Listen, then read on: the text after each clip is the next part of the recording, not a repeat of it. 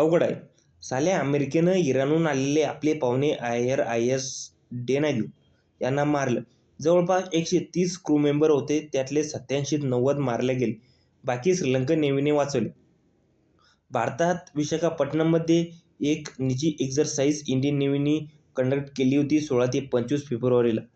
त्यामध्ये यांनी भाग घेतला होता. त्यांचे आपण काही व्हिडिओ आणि फोटो पाहिलेच असेल. नाहीतर हे चालले हे बघा.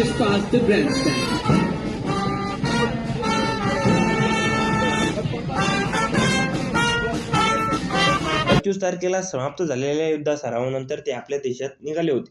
तिथे वातावरण युद्धाचं खराब होतं.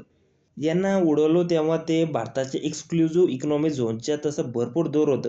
श्रीलंकेच्या बॅक साईडला, म्हणजे भारतापासून 200 किलोमीटरच्या रेंजच्या बाहेर इंटरनॅशनल वॉटरमध्ये तेव्हा ते मारले.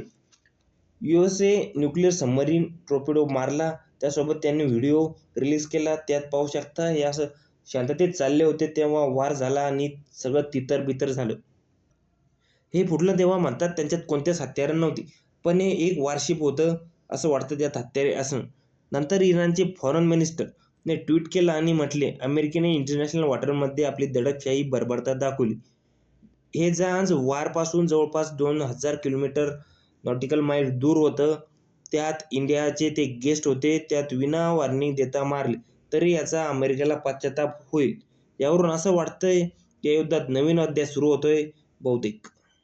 मुद्दा हा आहे की USAने इराणचं जहाज बुडवलं तर अजिबात नाही. तर मुद्दा हा आहे हे आपले पाहुणे होते, भारतात आले होते आणि भारतातून निघाले होते.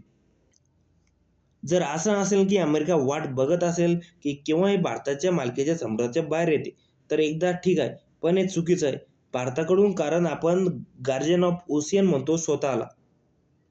भारताची नेव्ही तिथं नेहमी असते असं नाही.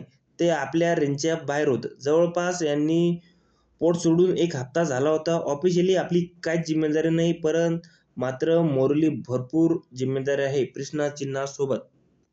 असं वाटतंय की अमेरिकेनं सर्वांना चॅलेंज केलं आणि सांगितलं की इंटरनॅशनल बॉस आम्ही आहोत. हे भारतासोबत झालं, हे चुकीचं झालं. यात भारतात नेव्हीची काहीच चूक नाही.